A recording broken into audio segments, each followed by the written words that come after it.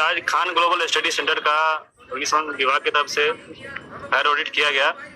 Fire audit के क्रम में उसमें जो कमियां पाई गई उसके लिए उनको आज नोटिस दिया जाएगा और उनको बहुत कम समय में इनको एक सप्ताह के अंदर इनको सारा फुलफिल जो भी सिस्टम जो भी कमियां पाई गई इनको एक सप्ताह के अंदर सारा सिस्टम उनको लगाना होगा। वंदे मातरम। दोस्तों खान सर को फैजल खान बनाने के बाद अब जो है प्रशासन या फिर ये बोला जा सकता है कि राजनीतिक उद्देश्य से शायद ये निर्णय लिया गया हो, अब खान सर के कोचिंग सेंटर को शायद सील करने की तैयारी की जा रही है।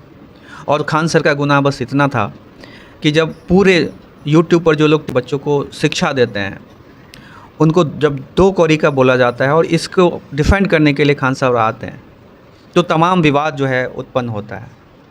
और विवाद एक सुनियोजित तरीके से होता है, क्योंकि जब बात शुरू हुई थी उस समय सभी लोग सरकार से नीट पे सवाल कर रहे थे, पेपर लीक पे सवाल कर रहे थे और ये कैंसिल क्यों हो रहा है, बार बार सरकार पे दबाव बन रहा था। इस तरफ से ध्यान हटाने के लिए एक तरह से ये ट्रायल शुरू किया गया था और ये बहुत हद तक सफल भी हुआ, क्योंकि जब खान सर का विवाद शुरू हुआ तो सारे लोग जो नीट पे बात कर रहे थे, बहुत बड़ा जो एक क्राउड है वो उस तरफ शिफ्ट हो गया और जो सरकार से जो सवाल था वो कम हो गया। अब बात है कि खान सर के कोचिंग का जो है फायर ऑडिट किया जाएगा। बिल्कुल होना चाहिए, क्योंकि सरकार का जो प्रोटोकॉल है होना चाहिए, लेकिन सवाल ये है कि क्या सिर्फ खान सर का। और जब ये विवाद हुआ तो विवाद कुछ और था, उसके बाद जो है अब चीज़ों को जो है कुरेदा जा रहा है।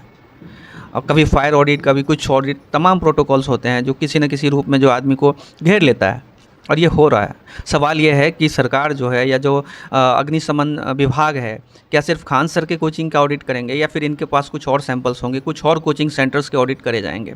और अगर ये सिर्फ खान सर के कोचिंग का होगा तो ये तो एक तरह से किसी खास उद्देश्य को पूर्ति करने के लिए होगा। और दूसरी तरफ पटना में ऐसे हज़ारों अपार्टमेंट्स हैं, फ्लैट्स हैं जहाँ पे लोग रहते हैं, जहाँ पे बहुत संख्या में लोग रहते हैं। क्या उन सब का भी ऑडिट किया गया है?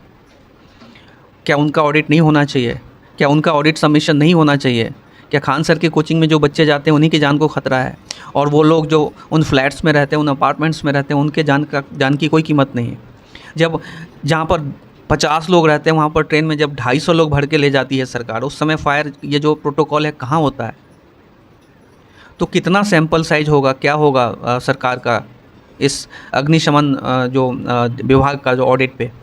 तो अगर ये सब नहीं किया जाता है तो ये एक तरह से दिखता है कि जो एक खास उद्देश्य को पूर्ति करने के लिए किया जा रहा है। और नहीं तो पटना में जितने सारे अपार्टमेंट्स हैं, जितने सारे कोचिंग सेंटर्स हैं, सबका ऑडिट हो और सबका जो है एक रिपोर्ट बना करके देश को बताया जाए, जनता को बताया जाए कि इतने सारे जो हैं जहाँ पर फायर का जो प्रोटोकॉल है उसको पूरा नहीं किया गया, जिसकी वजह से हम सभी को सील कर रहे हैं। ये एक तरह से होगा कि हम एक फेयर जो है हम निर्णय ले रहे हैं, और नहीं अगर सिर्फ एक का होता है ये जो है हो सकता है कहा जा सकता है कि ये राजनीतिक रूप से किसी न किसी खास उद्देश्य से किया जा रहा है। और साथ ही उस क्षेत्र में जो भी पदस्थापित जो अधिकारी रहे होंगे अग्निशमन डिपार्टमेंट के, या जिस डिपार्टमेंट में इस तरह की जो कुरीतियाँ पाई गई हैं या पाई जाएंगी, उन कितने अधिकारियों का सस्पेंशन, कितने अधिकारियों पे जो है कार्रवाई की जाएगी, जिसके होते हुए उस भवन का निर्माण हुआ, उस कोचिंग सेंटर का निर्माण हुआ।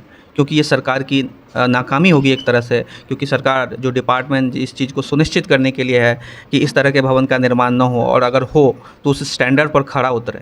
तो कितने अधिकारियों का जो है वो निलंबन होगा, कितने अधिकारियों की नौकरी जाएगी, कितने अधिकारियों का जो है तबादला होगा, एक्शन होगा उन पे, इसकी भी जानकारी सरकार को देनी चाहिए।